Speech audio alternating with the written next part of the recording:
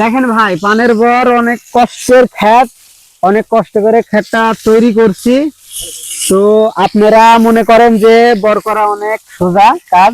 তো না ভাই, বর করা অনেক সোজা কাজ না, বরের অনেক কাজ, অনেক অনেক কষ্টের কাজ বরের। অন্যান্য কাজ থাকে, বরের অনেক কাম কষ্টের কি আর কি।